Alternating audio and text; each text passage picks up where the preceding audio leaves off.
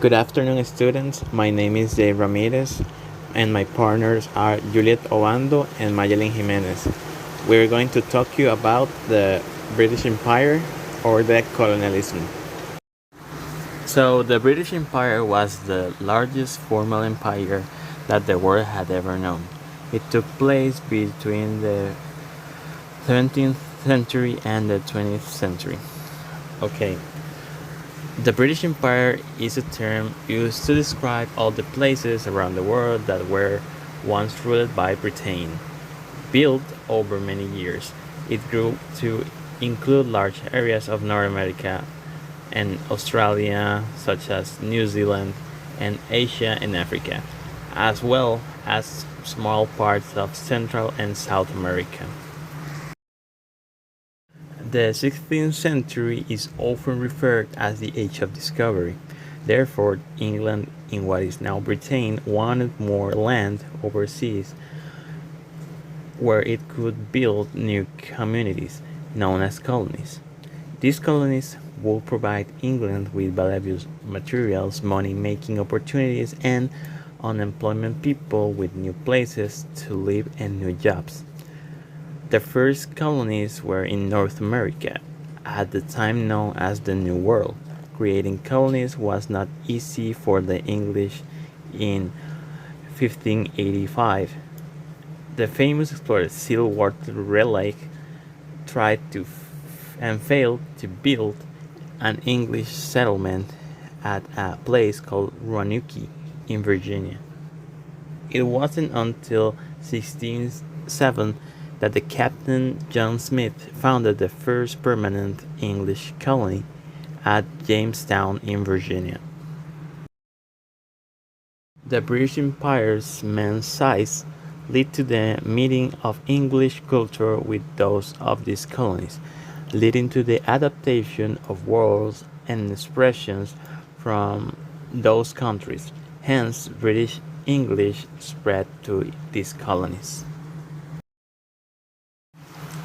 Now, talking about the first British Empire, over the course of 17th and 18th century, England gained important colonies in North America and further south in the West Indies, today known as the Caribbean islands.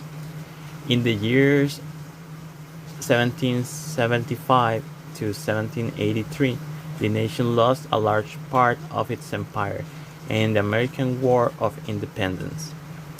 13 North American colonies united and fought to break free from the British rule. With the help of Spain, France, and the Netherlands, they won the war and gained independence, becoming the United States of America nowadays. This marked the end of the end of what is called now the First British Empire. The Second British Empire. Now I'm going to talk about the Second British Empire.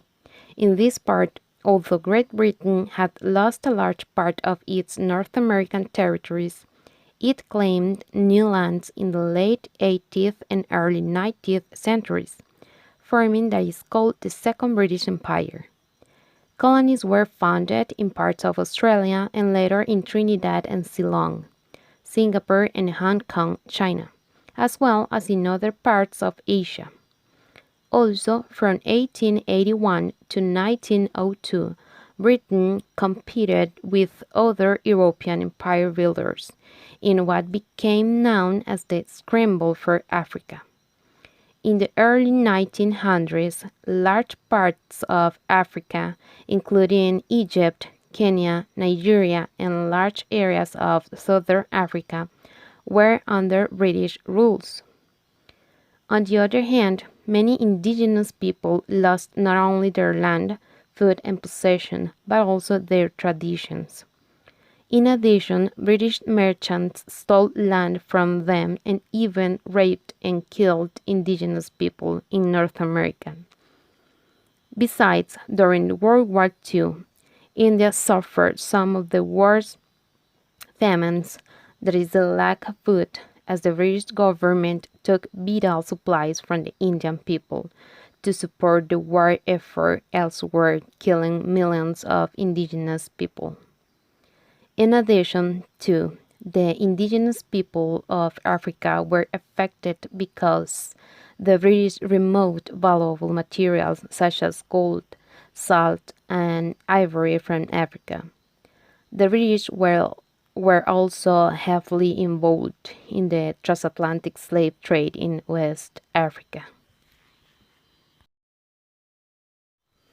Slavery and the British Empire. Let's talk about slavery and the British Empire. When the European imperialists arrived in Africa in the 15th century, they began the most organized slave operation the world had ever seen. This was called the transatlantic slave trade. As a consequence, over the next 400 years, European traders bought and sold an estimated 12 million African people, where the buyers forced them to work.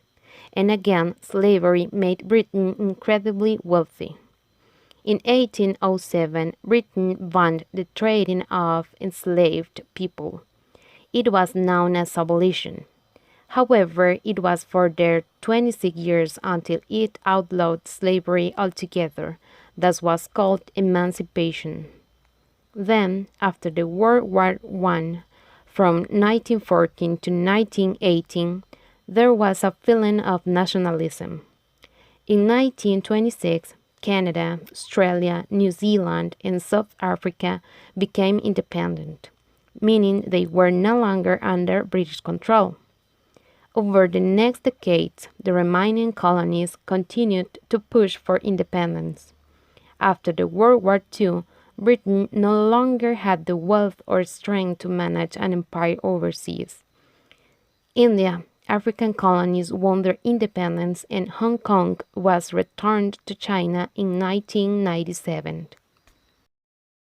Now, let's continue with the literature from the age of imperialism. The literature of the British Empire was divided mainly into different camps, reflecting the different opinions of the time. One camp believed that it was the empire's obligation to expand its borders to improve the quality of life in the world. Some examples of this idea could be Rudyard Kipling's poem, named The White Man's Burden, and also the Chamberlain's speech, named The True Conception of an Empire. The other camp viewed the empire's ideal goal of improving the world as a front to mask the exploitation of the empire's foreign citizens. For example, Conrad's Heart of Darkness offers readers a very clear image of what is wrong with imperialism. Another example is the Imperialism as Study by Hobson.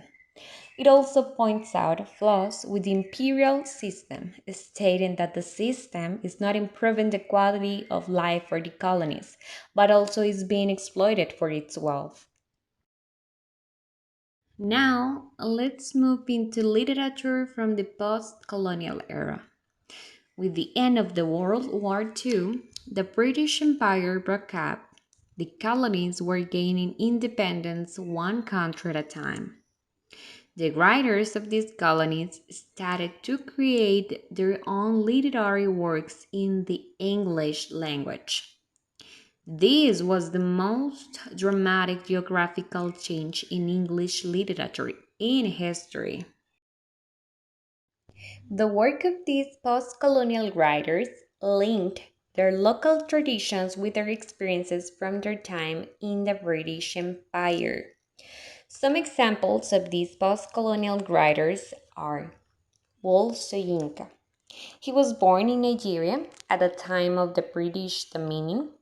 He played an active role in Nigeria's political history and its struggle with British colonization. Nadine Mortimer.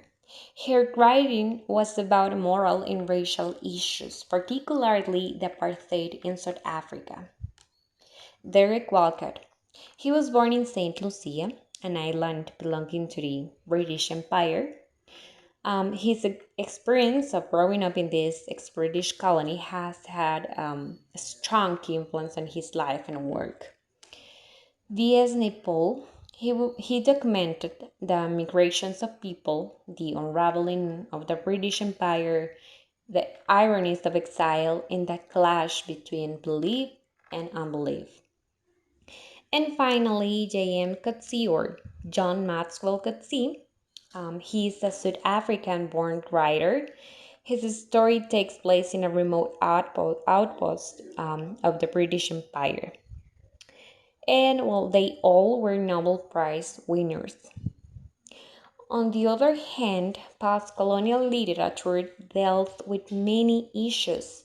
Some of the common themes could be the effects of the empire on the way of living of a colony, how someone who was educated in the British tradition is related to his previous generation, or other experiences that resulted from the influence of the empire.